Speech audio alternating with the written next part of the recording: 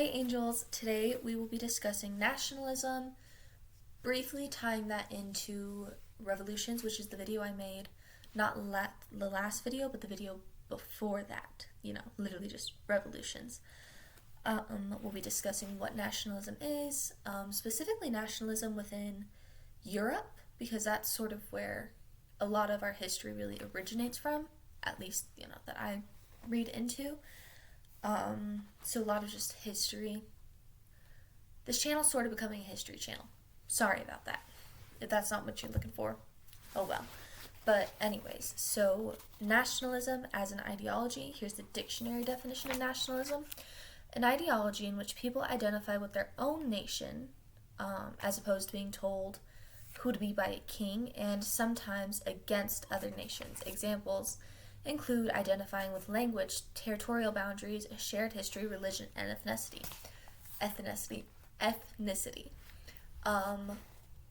Whereas being against other nations tends to be another big thing. A lot of the examples I'll be using is German versus French, because in the 1800s, there was definitely some tensions going on between Germany and France. So, for example, Germany had solidified because they were like, we speak the same language, we share the same history, we all went through largely sort of the same stuff, and we're a million times better than the dirty French, so let's band together. I'm sorry if you're French, it's nothing personal. So let's band together and just be one nation. The same can be said for the French. Had sort of the same opinions against the Germans, so that's that. That's the examples of nationalism.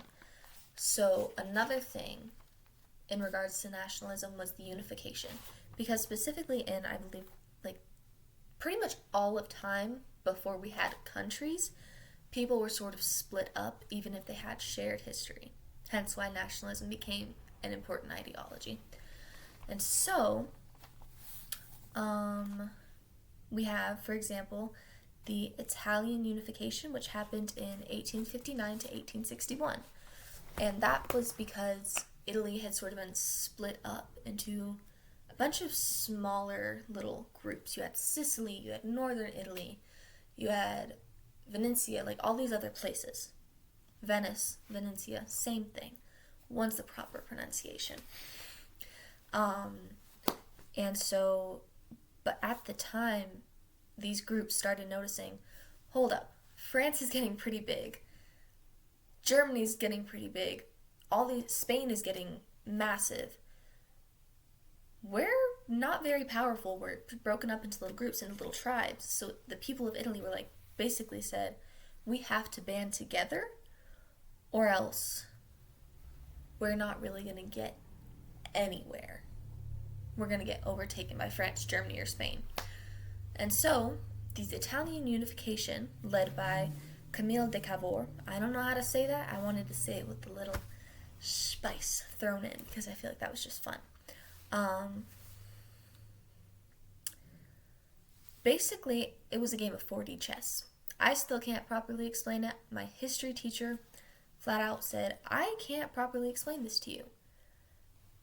That's sort of where I got the idea of 4D chess from, because Camille de Cavour and the people of Italy, well, the Italian tribes, I guess we could call them, were scared of being taken over by France, but he calls upon the French to help bring them together as a group and take northern Italy. And a couple years later, let's see if I can properly say his name, Giuseppe Garibaldi, a couple years later, takes Sicily, which is, we've got northern Italy, and then we have Sicily, which is that little tiny, I say tiny, it's actually, from what I've heard, pretty decently sized, and basically just unifies the rest of Italy. And so then, in 1861, we have Victor Emmanuel, the King of Italy. They no longer have a king. They went from kings to a dictator, Stalin. I think it was Stalin. I know that much. And now I'm pretty sure they have a presidency, a democracy. And that's just sort of how Italy, sorry, my friend's texting me. Italy became Italy. So after the Italian unification, there was a whole nother thing going on. And I shouldn't say after, but more so before and during, but not as much attention was brought to it, was the whole situation going on in Pruasia? I don't quite know how to say that. Please don't come for me, guys. I'm a student. I'm still learning. But Croatia was still sort of, it wasn't as important, some people would say, largely due to the fact they weren't involved in too many wars. There wasn't just much going on for them in general. But the second, what was his name? Otto von Bismarck in 1815 to 1898, that was his lifespan. Pretty old dude. He started participating in something that we now refer to as realpolitik. Don't come for me. I say it in every video. Don't come for me. But to give you a definition of what realpolitik was, politics based on practical means of getting things done. Reality. And he fully helped in the unification of Germany by 1871. So at this point, France and Spain are already completely their own countries. They're their own people, this whole shebang. And now you have Germany, who is also its own country now, because of the help of Otto von Bismarck. It's a really weird name. And now that the German unification has happened and nationalism is really coming in full swing, it's not just happening in Europe, it's happening in Haiti with the Haitian Revolution, it's happening with the Creole Revolution, being like, we're our own people, and yet we're responding to a government all the way across the road, all the way across the sea. Like, the math is not mathing, people. And so that's sort of why these revolutions happen. American nationalism, one of my absolute favorite things to talk about. I love America. It's such a huge part of our culture, nationalism in general. Let's put the historic nationalism to the side.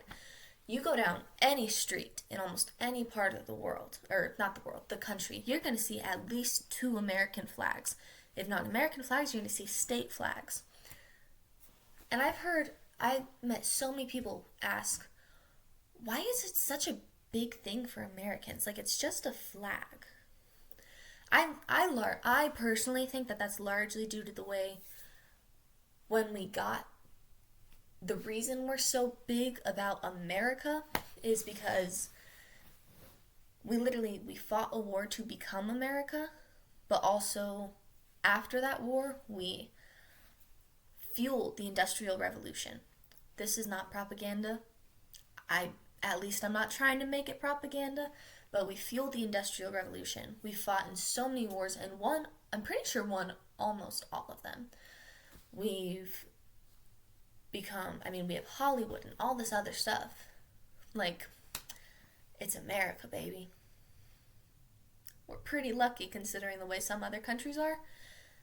I mean, heck, we're so proud of being American, or being America, or the USA at least, because we have South America, because people the American dream is very much still alive, and that's going to be a whole nother video. I have to do a little more research.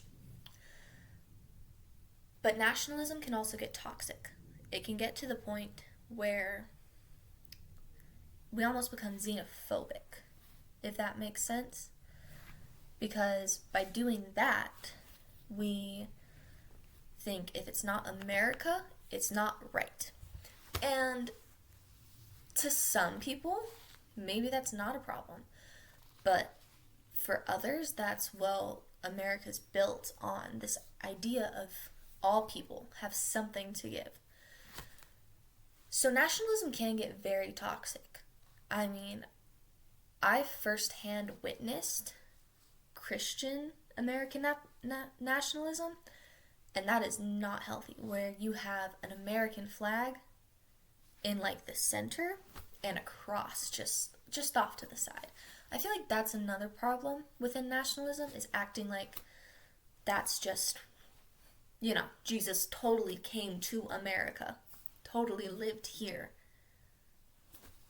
It's a bit of a problem. I mean, if Paul or any of the people that wrote the letters to the other churches, like the Church of Corinthian or any of the other churches, I feel like if he wrote a letter to America titled "To the Churches of America," it definitely wouldn't be the nicest. It'd probably be a very long lecture on Jesus is not your suburban, white, perfect American guy. He wasn't even American, people. But that's toxic nationalism for you. But anyways, another huge thing for nationalism, specifically in the European countries, was, let's bust out the notes, because, their ideals, the ideas that fueled nationalism and these revolutions. I'll say them again. European Age of Enlightenment philosophers, specifically John Locke, Rousseau, and another one, not Machiavelli. That man was nowhere near for nationalism. He was monarchy all the way. That didn't make sense. Scratch that. Ignore what I just said about Machiavelli. Completely ignore that.